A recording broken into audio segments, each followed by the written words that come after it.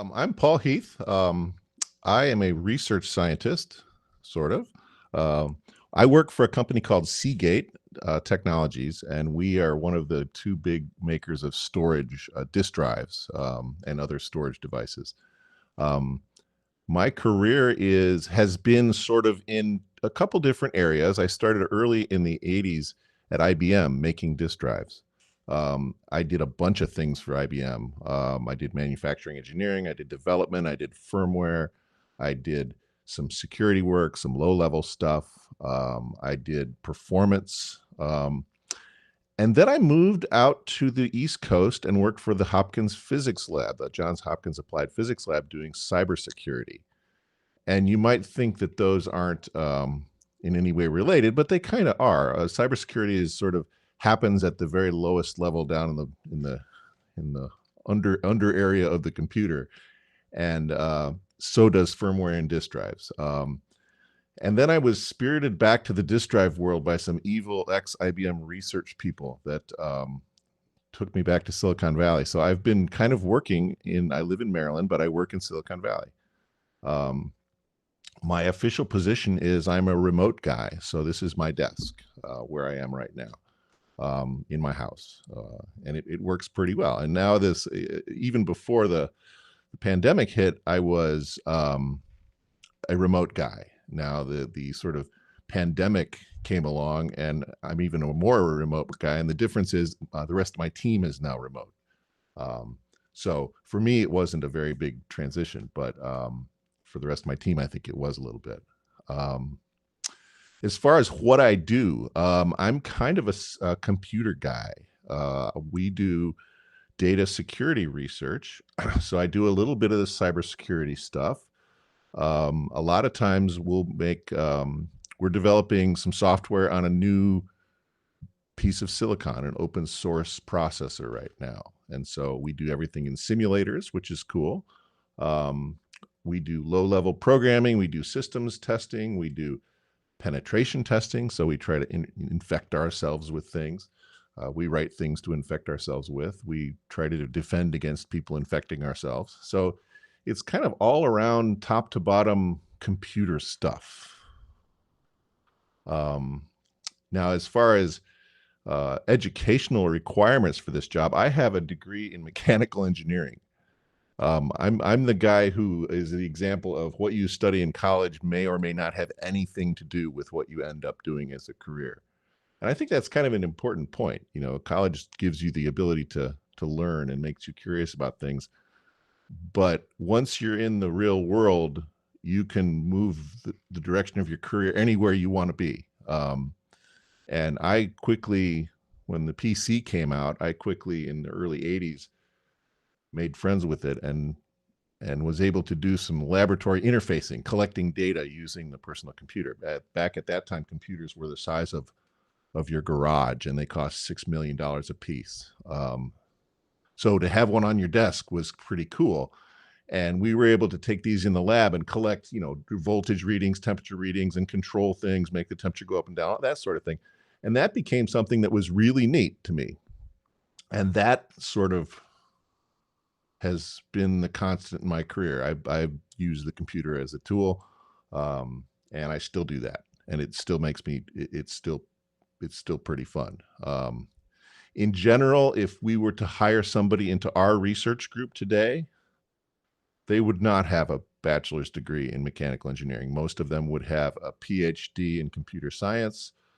There's people that we take as interns that are master's students, but in general, research groups, in general, need sort of higher degrees. But it's not the rule. I don't have a higher degree, and that's my time is in great demand there. So it's not strictly necessary to have a higher degree to go almost anywhere in most big industries. As far as other types of credentials or licenses required, in what I'm doing, I'm not sure there are any really. There are people that get degrees or not degrees, licenses and things from Cisco on networking. There's cybersecurity things that people can get, but in general, it's not really, in my group, it's not something that's required. Um, there's a question on what does the company provide? Does the company provide training in the field? That's a super interesting question, especially in the cybersecurity world. When I worked at Hopkins, um, it's very difficult to hire people that have experience in that field because my job at Hopkins Hopkins, for people's awareness, is a nonprofit university affiliated group, and it does strictly government contracts. So we worked with various government agencies. I worked specifically with the NSA and the CIA, and I was in offensive cybersecurity, which is there's two parts of cybersecurity. There's defense, which means you can't break into my stuff, and there's offense, which is, oh yes, I can break into your stuff. And so you can't hire people that know that, because the people that know that, some of them are criminals, and it makes it hard to get a clearance if you're a criminal. So you have to sort of teach it on the job.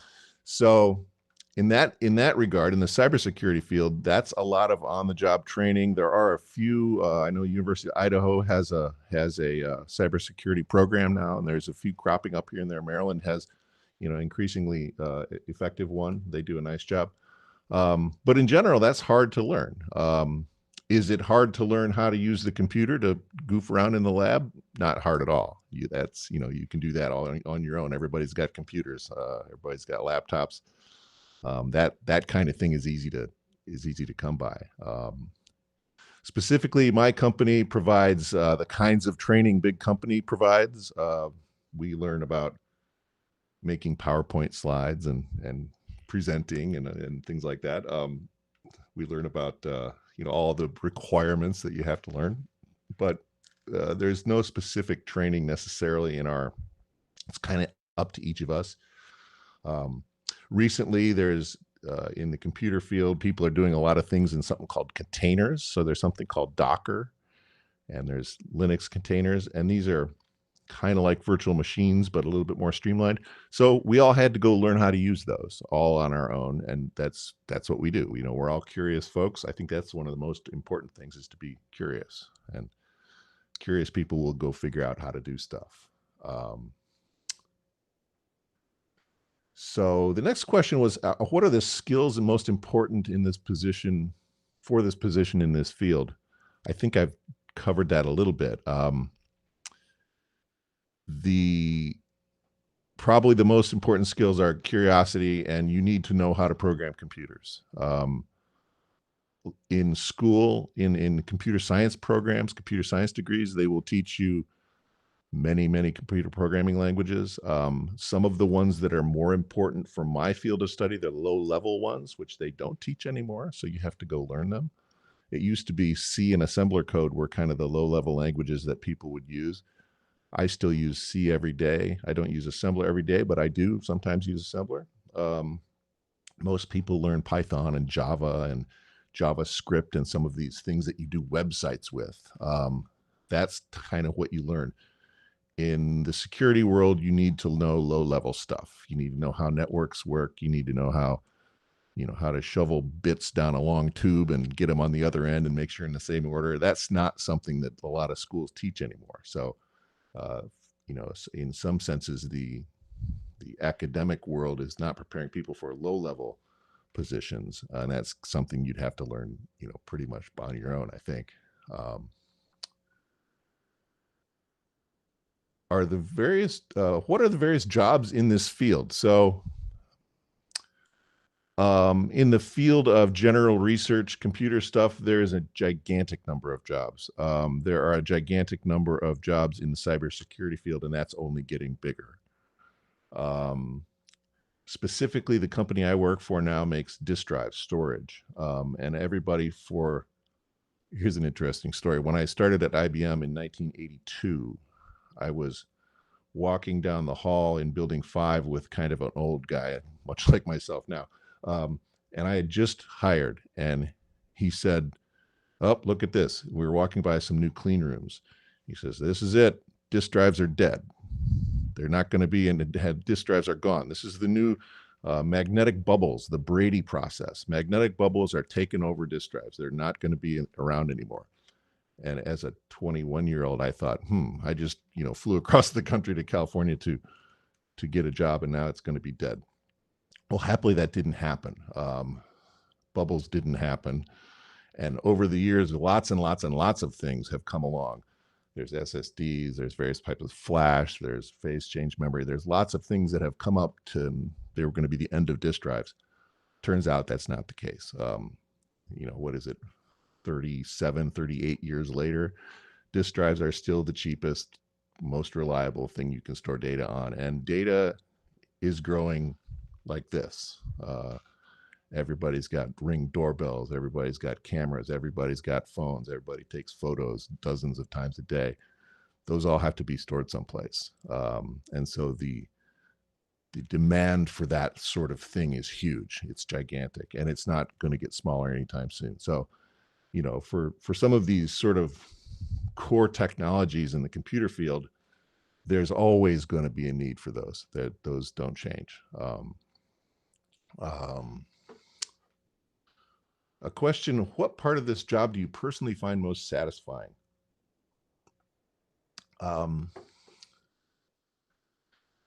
In the storage world, when I started in the early 80s, we were building disk drives that had either 14 or 9-inch platters, 9 of them. One drive weighed about 80 pounds. There was 2 of them in a refrigerator-sized box.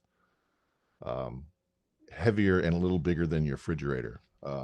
We were selling those as fast as we could sell them for $125,000 a piece. They were 7 gigabytes for $125,000. Here's 256 gigabytes, and I might lose it. I mean, if I put it in the wrong place. That's a big deal, right? So that the industry has gone from, spending an $800,000 on something. You can't even buy something that small anymore. 7 gigabytes is not, you can't even purchase it, right? And you could hold terabytes in your shirt pocket, right? So, if cars grew at that rate, you'd be able to drive to the moon and back in your car, and you'd never have to fill it up. I mean, that's the kind of exponential growth that has happened in that industry over and over again. That's amazing to me. That's just a mind-blowing thing to see that every generation gets bigger, faster, cheaper, better. Pretty cool thing to be a part of. It used to be we would record magnetically flying over a disk at 100 and some micro inches. So not very far, but or not 100 some, 10 micro inches, 250 nanometers. So let's go in nanometers. That's better. So we would fly above a surface at 250 nanometers, recording stuff onto a disk. Today we fly at about 10 nanometers, and we have the ability to go down low if we want to read or write. And so we go down low to sometimes less than a nanometer, which doesn't mean anything to most people, right? So what's a nanometer? That's a billionth of a meter. The mean free path of air, so the air in this room, the mean free path means how far a molecule goes before it runs into another molecule, is about 70 or 80 nanometers. So these are molecular scale things. It's so close that you can't use light to look at it. Light is on order of 250 to 400 nanometers. So if you had a microscope, you couldn't even look at something this close. It's not optically possible. That's pretty cool. It's super cool. The kinds of things that go on to try to write on magnetic media has sort of a magnetic hardness called coercivity. The harder it is, but it means you can put stuff close together. So you want to make it hard, but you don't want to make it hard because you still need to be able to write on it. Well, what we're doing today is we're blasting plasmions from a laser, a near field transducer, a laser, to heat the media up, to soften it up so we can write on it. Because then you can write stuff close together. It's crazy. And all this on a tiny, tiny little head. There's a laser, there's an NFT, there's a read head, a write head, there's things that heat it up so it changes shape so it can move down. Amazing technology. So I've gone on and on. I'll stop going on and on.